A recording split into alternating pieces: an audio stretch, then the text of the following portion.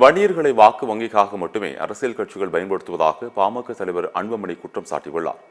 மாமல்லபுரம் அடுத்த திருவிடந்தையில் பாமக சார்பில் நடைபெற்ற சித்திரை முழுநிலவு மாநாட்டில் பேசிய அன்புமணி, தமிழகத்தில் இதுபோன்ற மாநாட்டை எந்த கட்சியும் நடத்தியது இல்லை என்று கூறினார்.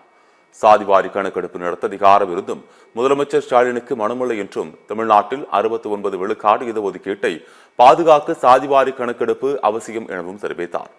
பலமுறை ஆட்சிக்கு வருவதற்கு உதவிய வன்னியர் சமுதாயத்திற்கு திமுக துரோகம் செய்வதாக அன்புமணி குற்றம் சாட்டினார். நாம் தேர்தலுக்காக அரசியலுக்காக இங்கு கூடவில்லை என்றும் உரிமைக்காக கூடியுள்ளோம் எனவும் அன்புமணி தெரிவித்தார். வன்னியர் சமுதாயத்திற்கு கல்வியும் வேலைவாய்ப்பும் கொடுக்க திமுக அரசிற்கு மனமில்லை என்று அவர் குற்றம் சாட்டினார்.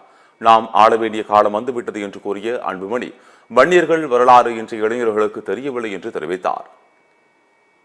இன்றைக்கு இந்த கூட்டம், நாம் கூடிய கூட்டம் நம்முடைய உரிமைகளுக்காக நாம் இங்கே கூடியிருக்கின்றோம். எங்களுக்கு படிப்பு வேண்டும், எங்களுக்கு வேலை வேண்டும், எங்களுக்கு வாழ்வாதாரம் வேண்டும், நாங்கள் சுயமரியாதையோடு வாழ வேண்டும். அந்த நோக்கத்திற்காகத்தான் இங்கே லட்சக்கணக்கான என் சொந்தங்கள் இங்கே கூடியிருக்கின்றோம். ஏதோ சும்மா இங்க வந்தோமா கூட்டமா இந்த தேர்தலுக்காகவோ கூட்டணிக்காகவோ அரசியலுக்காக நம்ம கூடல. இங்க நாம் உரிமைகளுக்காக நாம் கூடியிருக்கின்றோம்.